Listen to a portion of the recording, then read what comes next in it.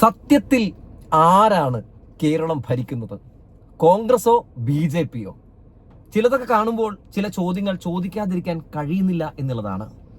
നോക്കൂ, TG മോഹൻദാസ് എന്ന് പറയുന്ന ആ വിഷജന്തു ജന്തർമന്ദറിൽ സമരം നടത്തിയ സമരക്കാരെ കുറിച്ച് പറഞ്ഞ തോന്നിവാസം നമ്മളെല്ലാവരും കേട്ടതാണല്ലോ. ചെറ്റത്തരം, തെമ്മാടിത്തരം എന്നൊന്നും അല്ലാതെ അതിനെ വിശേഷിപ്പിക്കാൻ വേറെ വാക്കില്ല മലയാളത്തിൽ എന്നുള്ളതാണ്. ജന്തർമന്ദറിൽ നീറ്റ് പരീക്ഷാ പേപ്പർ ചോർച്ചയുമായി ബന്ധപ്പെട്ടുകൊണ്ട് കേന്ദ്ര മന്ത്രി ധർമ്മേന്ദ്ര പ്രധാൻ രാജിവെക്കണമെന്ന് ആവശ്യപ്പെട്ടുകൊണ്ട് അവർ നടത്തിയ സമരം ഐതിഹാസിക വിജയം നേടിയ കാഴ്ച നമ്മൾ കണ്ടു അല്ലേ. വളരെ ന്യായമായിട്ടുള്ള ആവശ്യങ്ങൾ ഉന്നയിച്ചുകൊണ്ടാണ് അവിടെ CJP സമരം നടത്തിയത്. ഈ നീറ്റ് പരീക്ഷാ പേപ്പർ ചോർച്ചയുമായി ബന്ധപ്പെട്ടുകൊണ്ട് എത്ര പേരാണെന്നേ ആത്മഹത്യ ചെയ്തത്? 14 പേരാണ് ആത്മഹത്യ ചെയ്തത്. അവർക്കൊക്കെ നീതി കിട്ടുന്നതിന് വേണ്ടിയാണ്, ഇനിയും വരാൻ പോകുന്ന തലമുറയ്ക്ക് ഇത്തരത്തിലുള്ള ആത്മഹത്യകൾ ചെയ്യാതിരിക്കാൻ വേണ്ടിയാണ് അങ്ങനെ CJP അവിടെ സമരം നടത്തിയത്.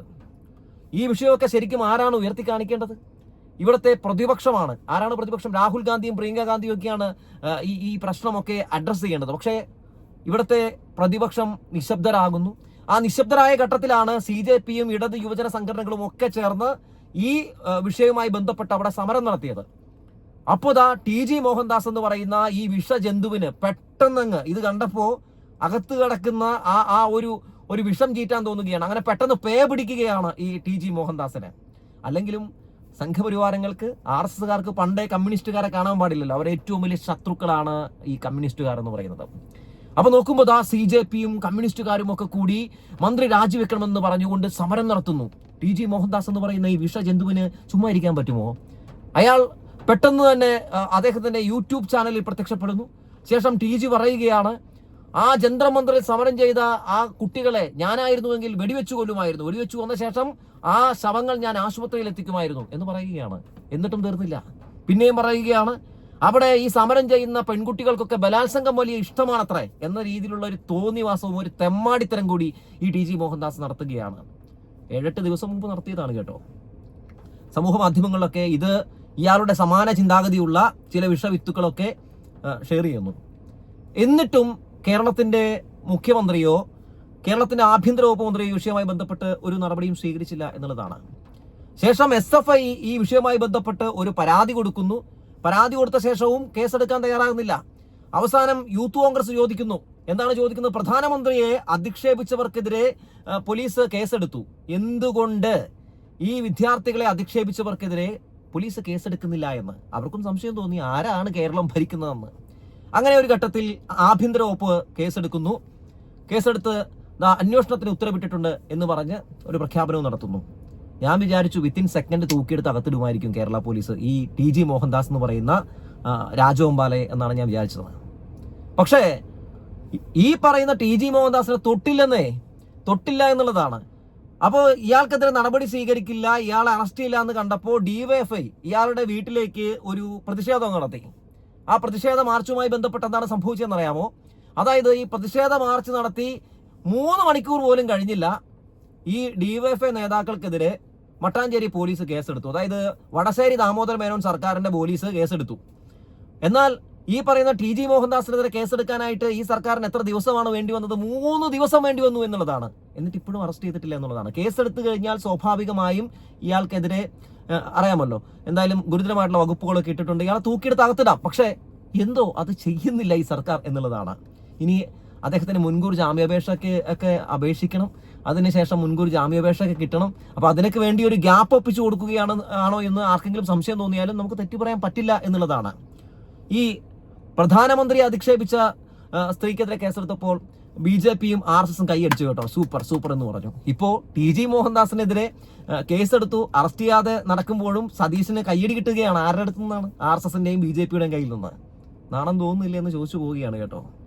നമുക്കറിയാമല്ലോ, ഈ ജന്തർമന്ദറിൽ സമരം നടത്തിയ ആ സമയത്ത് അതിന് ഐക്യദാർഢ്യം പ്രഖ്യാപിച്ചുകൊണ്ട് കേരളത്തിൽ വേടന്റെയൊക്കെ നേതൃത്വത്തിൽ നടത്തിയ ഒരു പ്രതിഷേധം എല്ലാവർക്കും ഓർമ്മയുണ്ടാകുമല്ലോ. ആ പ്രതിഷേധം നടത്തിയതിനെതിരെ കേസെടുത്ത ഒരു ഗവൺമെന്റാണ് കേരളം ഭരിക്കുന്നത്. വേടൻ അടക്കമുള്ള ആളുകൾക്കെതിരെ കേസെടുത്തു.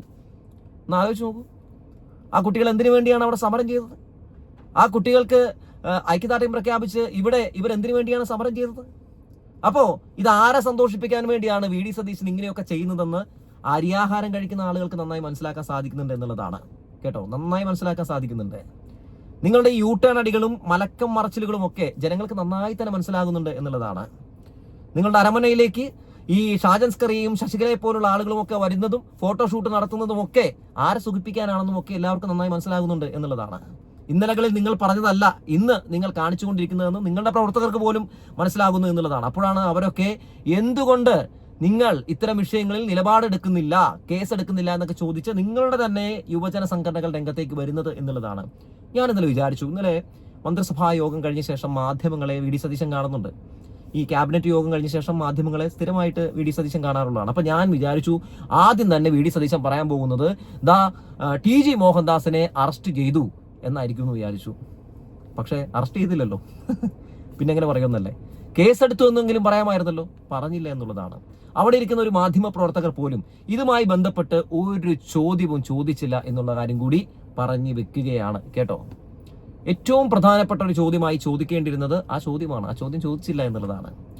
എന്തുകൊണ്ടാണ് ടി ജി മോഹൻദാസിനെ വിഷമിപ്പിക്കരുത്, എന്തുകൊണ്ടാണ് ടി ജി മോഹൻദാസിന് ഒരു രീതിയിലും ഈ കേസെടുത്തിരിക്കുന്നത് പോലും ഒരു ബുദ്ധിമുട്ടായി മാറരുതെന്ന് ഈ സർക്കാർ ചിന്തിക്കുന്നതെന്ന് എനിക്ക് മനസ്സിലാകുന്നില്ല. പക്ഷേ നമ്മൾ ആലോചിച്ച് കഴിഞ്ഞാൽ വ്യക്തമായിട്ടുള്ള ഉത്തരം നമുക്കൊക്കെ ലഭിക്കും എന്നുള്ള കാര്യത്തിലും തർക്കമൊന്നുമില്ല. ഇത്തരം ടി ജി മോഹൻദാസുമാരെ അഴിഞ്ഞാടാൻ വിടുമ്പോൾ ഇനിയും നിരവധി ടി ജി മോഹൻദാസുമാർ വരും എന്നുള്ള കാര്യത്തിൽ തർക്കമൊന്നുമില്ല. കാരണം കണ്ടോ, ഞങ്ങൾക്ക് എന്തുമേതുമൊക്കെ വിളിച്ചു പറയാം, എന്തുമേതുമൊക്കെ വിളിച്ചു പറഞ്ഞാൽ ഞങ്ങൾക്കെതിരെ അങ്ങനെയൊന്നും കേസൊന്നും എടുക്കില്ല എന്നൊരു തോന്നൽ ഇത്തരം ടി ജി മോഹൻദാസ്മാർക്ക് വരും എന്നുള്ള കാര്യം സർക്കാർ മറന്നു പോകരുത് എന്നുള്ളതാണ്. നമുക്ക് ഒരാളെ ആശയപരമായിട്ടൊക്കെ വേണമെങ്കിൽ എതിർക്കാം, പക്ഷേ ഇത്തരത്തിൽ വായിൽ തോന്നിയത് കോതയ്ക്ക് പാട്ടം എന്ന രീതിയിൽ വിമർശിക്കുന്നത് സത്യത്തിൽ ഏറ്റവും മോശമായിട്ടുള്ള ഒന്നാണ് എന്ന കാര്യത്തിൽ തർക്കമൊന്നുമില്ല. ജന്തർ മന്ദറിലെ സമരം വിജയിക്കാൻ പോകുന്നു. ആ സമരത്തിന് വലിയ രീതിയിൽ തന്നെ പിന്തുണ ഏറി വരുന്നു. ധർമ്മേന്ദ്ര പ്രധാൻ ആകെ ആടി ഉലയുന്നു എന്ന് കണ്ടപ്പോഴാണ് ടി ജി മോഹൻദാസ് ഇത്തരത്തിലുള്ള പ്രതികരണവുമായി രംഗത്തേക്ക് വന്നത്. അഭിജിത്ത് ദീപ്കെ അടക്കമുള്ള ആളുകളൊക്കെ ഭയങ്കര പ്രശ്നക്കാരാണ്, കുഴപ്പക്കാരാണ്, വെള്ളടിയന്മാരാണ് എന്ന രീതിയിലൊക്കെയുള്ള പ്രചാരണം നടത്തി ആ സമരത്തെ പൊളിക്കാൻ വേണ്ടി, ആ സമരത്തെ തകർക്കാൻ വേണ്ടി നടത്തിയ ഒരു ശ്രമമാണ് ടി ജി മോഹൻദാസിൻ്റെത്. അപ്പോൾ ആ ശ്രമം നടത്തിയ ആ വ്യക്തിയെ പിന്തുണയ്ക്കണോ, ആ വ്യക്തിക്ക് വീണ്ടും എനർജി നൽകാൻ വേണ്ടി ഇത്തരത്തിൽ പ്രോത്സാഹനം നൽകണമോ എന്നാണ് ഞാൻ ചോദിക്കുന്നത്. തീർച്ചയായും അയാൾക്കെതിരെ കേസെടുക്കണം. ആ കാര്യത്തിൽ യാതൊരു തർക്കവുമില്ല എന്നുള്ളതാണ്. നോക്കൂ, ഈ സംഭവവുമായി ബന്ധപ്പെട്ടുകൊണ്ട് ചില വസ്തുതകൾ നമ്മൾ മനസ്സിലാക്കേണ്ടതുണ്ട്. ഈ CJPയുടെ സമരവുമായി ബന്ധപ്പെട്ടുകൊണ്ട് എപ്പോഴെങ്കിലും ഈ പറയുന്ന കോൺഗ്രസ്സുകാർ ഇവർക്ക് ഐക്യദാർഢ്യം പ്രഖ്യാപിച്ചുകൊണ്ട് ആ വേദിയിലേക്ക് പോയിട്ടുണ്ടോ? ഇല്ല. നമുക്കിതിന്റെ ഉൾക്കളികൾ അല്ലെങ്കിൽ ഇതിന്റെ നാൾവഴികൾ അല്ലെങ്കിൽ ഇതുമായി ബന്ധപ്പെട്ടിട്ടുള്ള പല സംഭവങ്ങളും എടുത്ത് പരിശോധിച്ച് നോക്കുമ്പോൾ കാണാൻ സാധിക്കുന്നത് എന്താണ്? ഒരു ഘട്ടത്തിൽ പോലും ഈ സമരത്തെ രാഹുൽ ഗാന്ധിയോ പ്രിയങ്ക ഗാന്ധിയോ മല്ലികാർജുൻ ഖർഗെയോ സോണിയാഗാന്ധിയോ ഒരു ഘട്ടത്തിൽ പോലും പിന്തുണച്ചിട്ടില്ല എന്നുള്ളതാണ്. ലോക്സഭയിൽ പോലും ഈ കുട്ടികൾ അവിടെ സമരം ചെയ്യുന്നതിനെ കുറിച്ച് 2 വാക്ക് പോലും ലോക്സഭാ പ്രതിപക്ഷ നേതാവ് രാഹുൽ ഗാന്ധിക്ക് പറയാൻ കഴിഞ്ഞിട്ടില്ല എന്നുള്ള കാര്യം പറയുന്നതിൽ യാതൊരു മടിയും എനിക്കില്ല എന്നുള്ളതാണ്. പറയേണ്ടത് പറയുക തന്നെ ചെയ്യും. ഒരു ഘട്ടത്തിൽ പോലും പറഞ്ഞിട്ടില്ല. അവസാനം ഈ സമരം വിജയം കാണാൻ പോകുന്നു എന്ന് കണ്ടപ്പോൾ പോലും സമാന്തരമായ ഒരു സമരം ആണ് രാഹുൽ ഗാന്ധിയും പ്രിയങ്ക ഗാന്ധിയും ഒക്കെ നടത്തിയത് പ്രധാനമന്ത്രിയുടെ വസതിയിലേക്ക്. എല്ലാവർക്കും ഓർമ്മയുണ്ടാകും. അന്നത് വലിയ വാർത്താ പ്രാധാന്യം കിട്ടാൻ വേണ്ടി ഇവർ കാണിച്ച ഉടായ്പ എന്താണ്? സോണിയാഗാന്ധിയെ കൂടി അങ്ങ് കളത്തിലിറക്കി. സോണിയ അമ്മച്ചി കൂടി ഇറങ്ങിയിട്ടുണ്ടെങ്കിൽ ഇത് വലിയ വാർത്തയാകുള്ളൂ എന്ന് രാഹുൽ ഗാന്ധിക്ക് മനസ്സിലായി. എന്നിട്ട് എന്ത് സംഭവിച്ചു? അവസാനം ഈ സമര വിജയം കണ്ടപ്പോൾ ഈ വിജയം CJPയുടെ സമര വിജയമാണ്, ഇടത് യുവജന സംഘടനകളുടെ വിജയമാണ് എന്ന് പറഞ്ഞു അല്ലെ? അപ്പോഴും പറഞ്ഞു ഇല്ല, ഈ ഇതിൽ മൊത്തം ഞങ്ങളാണ് ഇടപെട്ടത് എന്ന് പറഞ്ഞ് രാഹുൽ ഗാന്ധി സംഘവും രംഗത്തേക്ക് വന്നു. നാണമാകുന്നില്ലേടോ എന്ന് ചോദിച്ച് ജനങ്ങളും രംഗത്തേക്ക് വന്നു.